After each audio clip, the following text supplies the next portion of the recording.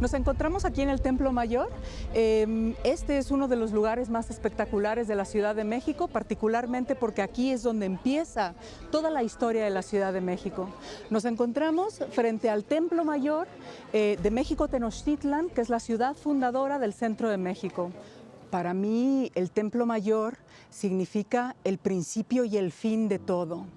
Es decir, es el principio precisamente de mis propios ancestros, de mis antepasados aquí en el Valle de México, que logran establecer una ciudad maravillosa que después sufre, por así decirlo, un fin del mundo con el encuentro con los europeos. Y por supuesto, para mí es increíble trabajar todos los aspectos de la cosmovisión del Templo Mayor, precisamente pensando acerca de las complejidades que conlleva el fin del mundo de algo como es el Templo Mayor. Es decir, a mí lo que me gustaría pensar es que realmente la cosmovisión nahua no termina, sino continúa de muchas maneras diferentes. Y claro, para mí investigar cómo es que este fenómeno, cómo este encuentro entre dos mundos diferentes genera precisamente ideas acerca del fin del mundo, pero también continuaciones. El Templo Mayor es un lugar sumamente especial, no solamente por, pienso yo, la carga sagrada, religiosa, política, sino que también nos permite ver, bueno, pues la continuación de todo lo que ahora pensamos como lo mexicano.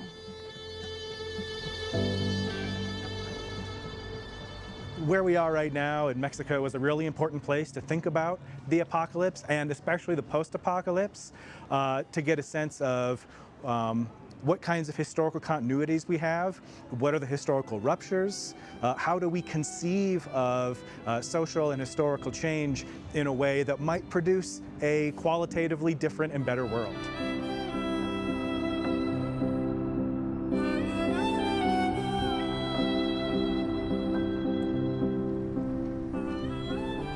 Tiene mucha relación para mí este espacio, ¿no? El espacio que conmemora la revolución, que tiene que ver con justamente estas perspectivas apocalípticas desde los pueblos. Cuando yo digo desde los pueblos me refiero a los grupos, sujetos sociales marginados, excluidos, postergados en esta América, ¿no? Y que además han luchado y, como decía, ¿no?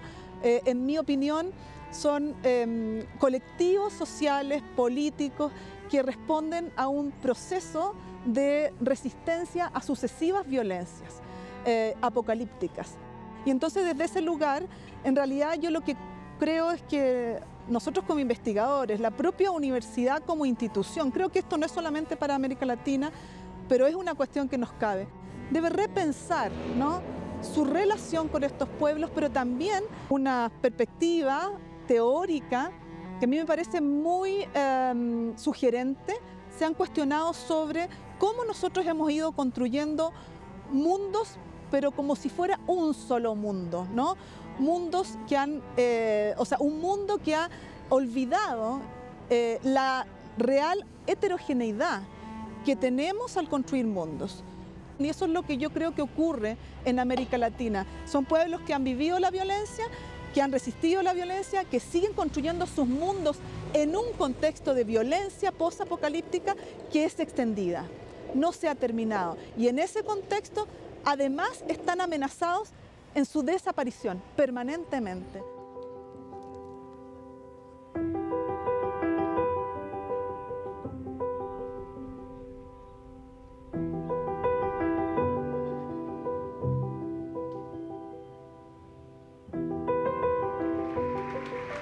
Un apocalipsis es una revelación posible a diversas escalas y en esta exposición contiene trazos visibles de pensamiento crítico, descolonizador y reflexivo que nos interpela y cuestiona como sociedad.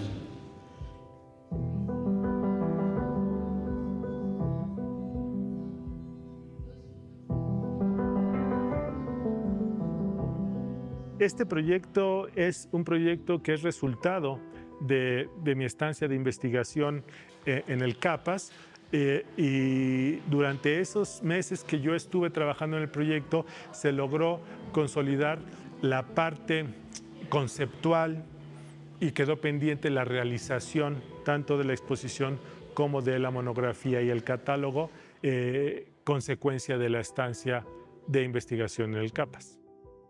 Personalmente pienso que nada puede hacer todo en sí mismo. El arte también se produce mediante su conexión con la ciencia. La ciencia se produce mediante su conexión con el arte. La teoría se produce mediante su conexión con otros ámbitos. Entonces, desde mi punto de vista, no hay una sola posición o perspectiva que pueda ser capaz de ser autónoma. Y por eso el proyecto exige o se puso como un statement el lograr vincular figuraciones o reflexiones producidas en distintos ámbitos, porque no hay un ámbito que en sí mismo pueda responder a las preguntas que la exposición en su conjunto intenta responder.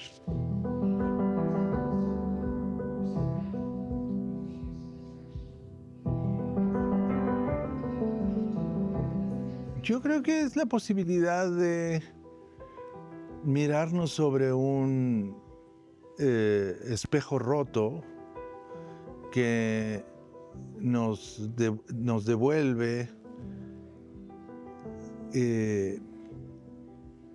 algo que es fundamental, creo yo, para todos, recuperar lo efímero del Apocalipsis también. Su simultaneidad, su presencia constante en distintas épocas y a la vez nos permite asomarnos de nuevo a la soberana presencia del miedo en distintos momentos de nuestro presente, un presente integrado de manera radical por el pensamiento histórico, por la imaginación histórica y también por la certeza del fin, de la conclusión, del inminente desbarranco de toda esperanza.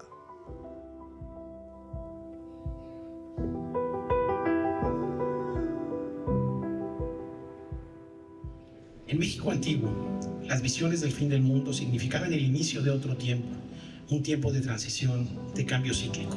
El mundo era el espacio donde se habita y el universo es lo que le rodea.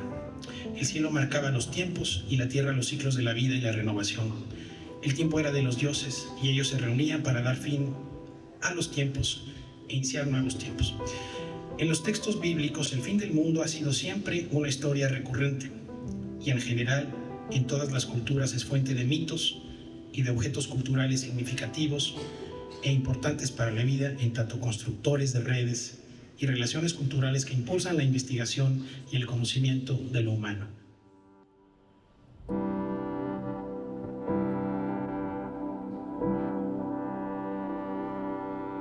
Es el Museo Nacional de Antropología, uno de los museos más importantes de este tipo que hay en el mundo, y por eso, bueno, es realmente una oportunidad fantástica de reflexionar también sobre temas principales de CAPAS, y en este sentido, bueno, la temporalidad, estamos aquí en un lugar, bueno, que tiene piezas que tienen probablemente 14.000 años y cosas que se crearon hace, no sé, un año, incluso este año.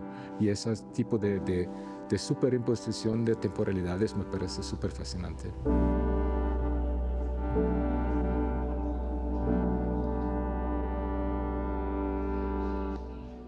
Ahora estamos en la exposición donde platicamos sobre la conquista, porque finalmente el ser humano se integra dentro de esta gran historia de los tiempos. Entonces no es de que estos grandes cataclismos hablen de una civilización entera, también pueden hablar de una sola sociedad.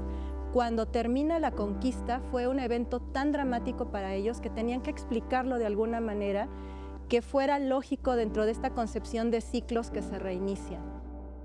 Un poquito después de que termina la conquista, el padre Bernardino de Sahagún reúne a una serie de sobrevivientes de la conquista y les pregunta, bueno, ¿qué pasó?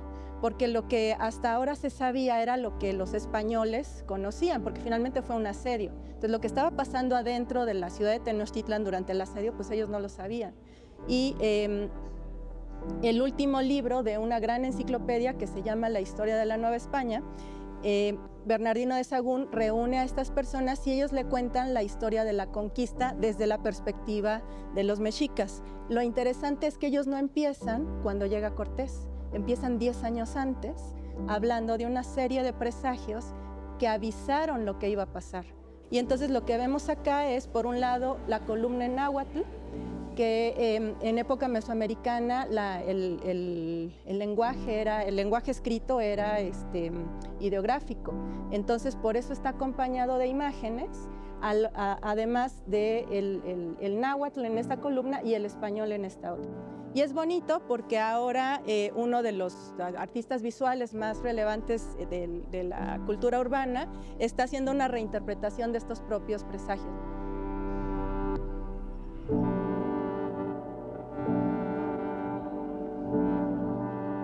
Tenemos aquí la maqueta que representa los 5 lagos que constituyen toda la cuenca de México.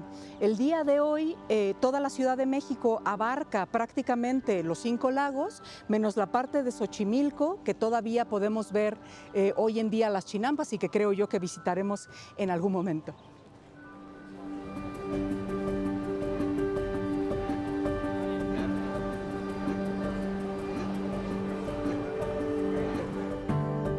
El Zócalo capitalino es la plaza central de la Ciudad de México, la Plaza de la Constitución.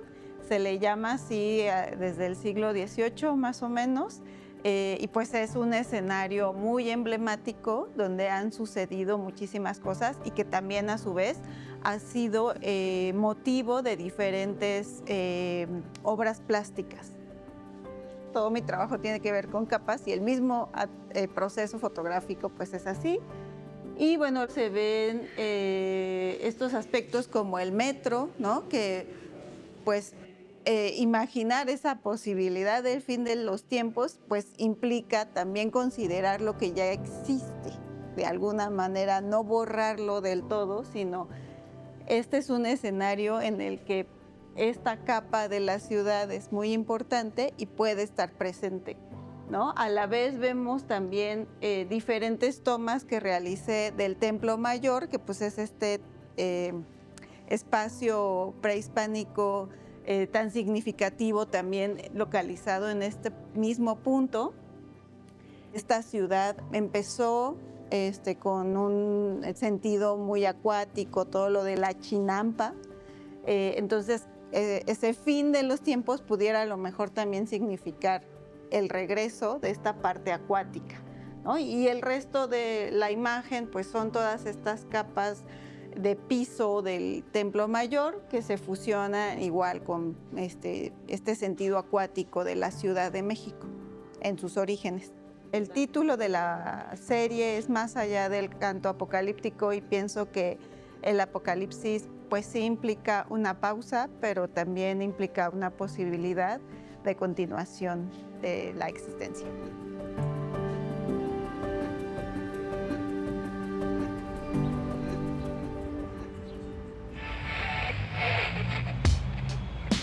I found the exhibit really thought-provoking because one of the things I think all of it was very successful, but one of the things that really stood out for me was exploring these different temporal dimensions of thinking about apocalypse. So thinking about the beginning and end of prehistoric life, but it's not really an end because there's historic life and we still see, it's not like a world ending in the sense that there was a full extinction of all species.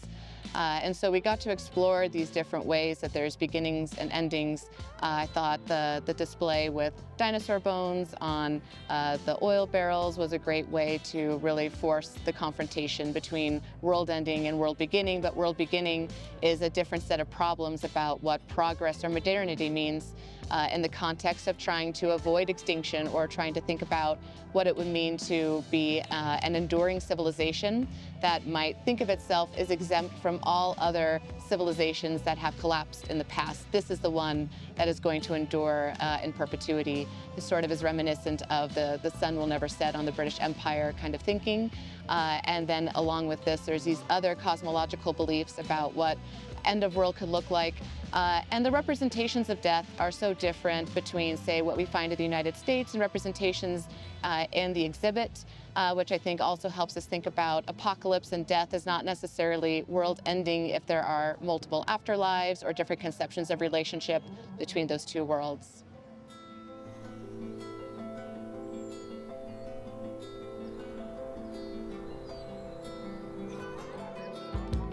A main area of my research is this inability to see futures. So if you'll notice behind me, we have the Angel of Independence being dwarfed by these gigantic banks. And so what I look at is, in an era of neoliberal development and neoliberalization, how that prevents us from articulating and pursuing a politics that might produce a different and, I hope, better world. We're here at this mural by Jose Clemente Orozco, and this mural represents Benito Juarez as leading the People's Army during the uprising in '57, which established a republic. I think what's really interesting that we see here are a couple of things. Number one, along the bottom is the mummified body of the Emperor Maximilian, sort of being carried into the underworld by those that supported him. So members of the ruling class, the monarchic families, a lot of the religious figures that we see who supported the monarchy. But the other thing that's really interesting is on this left side here, we see representatives of the People's Army. And you can tell that they look like they've been through a really tough battle, but that they still find within themselves the ability to press on, to finish the fight, and to establish a republic. And so this all happens over, again, the watchful gaze of Benito Juarez. But I think it really emphasizes the importance of the persistence of people's armies to establish that independence.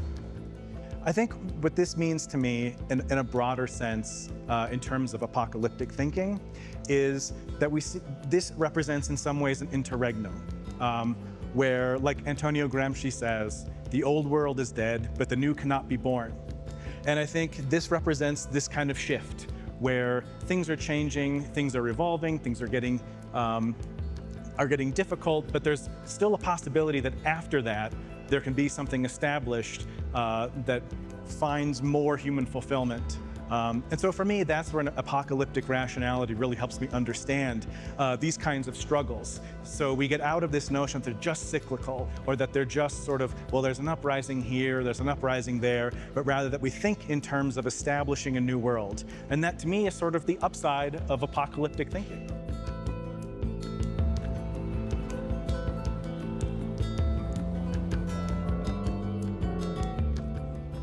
Se ha hablado muchísimo acerca de no solamente la destrucción del Templo Mayor, sino del fin de los tiempos en el sentido mesoamericano. Es decir, se piensa que en realidad el mundo mesoamericano muere muchas veces con la caída de México Tenochtitlan, pero en realidad esto no es así. Nuestras culturas indígenas siguen, por supuesto, vivas, y muchas de sus concepciones, efectivamente, parte de sus ideas acerca del tiempo y el espacio, por supuesto que va a cambiar, por supuesto que va a haber una aniquilación cultural de aspectos muy importantes que no existían antes de la llegada de los europeos. Y sin embargo, el mundo realmente no muere, continúa. Es decir, las sociedades indígenas tienen una capacidad enorme, no solamente de adaptación, sino también de apropiación, de reinvención y de creación de sus propios mundos. Como podemos ver, ¿no?, en las diferentes piezas que se muestran en esta exposición, los indígenas de hecho toman ventaja de las nuevas tecnologías que se tienen, y por supuesto los europeos también se llevan tanto tecnologías como aspectos científicos que después también van a revolucionar el mundo europeo, aunque esto muchas veces no se diga claramente.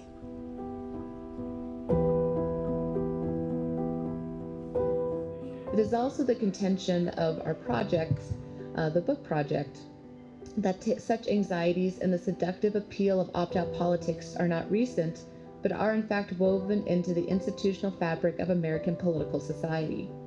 Taking prepping as part of the extinction process, I argue that facing down the prospect of being amongst the species trapped in the 6th great extinction event, or even anticipating being in the 7th wave, reorients humans away from experiencing climate change as a future always arriving to a process already unfolding, and one in which we are bound up beyond our ability to control or manage. So no longer firmly pre-apocalyptic, what does it mean for humanity to live between the world as we know it and the world that is unwinding in the age characterized by climate change and a great extinction event? What does it mean to live on the edge of a crisis unfolded? To borrow from various spiritual traditions, how do we live where the veil is thin between two worlds? The veil typically partitions the material world from the spiritual, or the living from the dead. Here I think about the veil as a partition between the world we live in and the post-apocalyptic one we cross into. In some traditions, the veil is thinner at certain times of the year during seasonal cycles. This is a time in which contact between worlds is more readily available.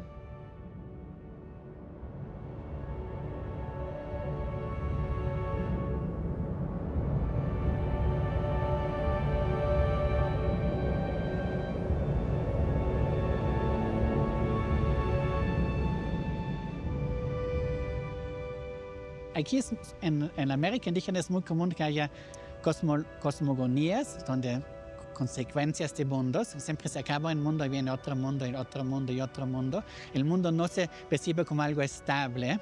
Entonces, todos estos fenómenos del cambio climático preocupan a la gente, ¿no? Que gente son campesinos, vamos, ¿no? Que viven de la tierra, se preocupan mucho. Entonces, hay un movimiento donde los chamanes o choles, los maracate, llaman a realizar ceremonias de renovación del mundo, ¿no? De esto se va a hablar en la exposición. También me pidieron expresamente que yo hable mucho de estas ceremonias. Les parece muy importante que la gente no indígena esté enterada de que hay que hacer esas ceremonias de renovación del mundo, ¿no? La humanidad, si quiere sobrevivir el antropoceno, tiene que crear comunidades, tiene que tener otras estrategias, ¿no? O sea, nuestro modelo, vamos, occidental, que ya está acabado, ¿no? Esto ya no da más.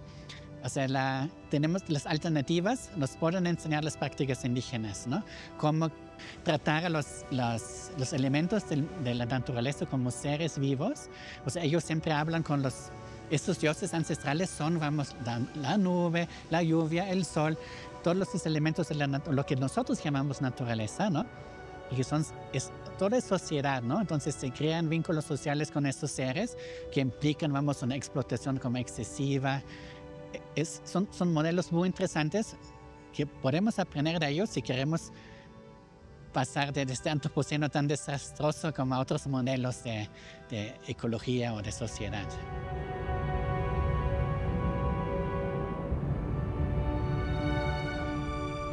Bueno, de verdad, hasta hoy realmente no he tanto pensado en eso, pero como mencionó Adolfo, pues no solo es el fin, pero también es algo que empieza de nuevo, y entonces en todos esos tiempos en los cuales vivimos también da un poco de esperanza de no siempre pensar en el fin, ¿no? Pero en algo nuevo, ¿no? Como mencionó. Bueno, eso es algo que me llevo de esa exposición, siempre pensando en todo lo que está pasando ahora en el mundo. A veces hay que ver las cosas de otro ángulo, ¿no? Para, bueno, formar otra opinión o algo. La reflexión. Es importante que el proyecto funcione como un mecanismo para que los públicos puedan comenzar reflexiones propias y que compartan estas reflexiones para generar un mecanismo de reflexión más colectivo.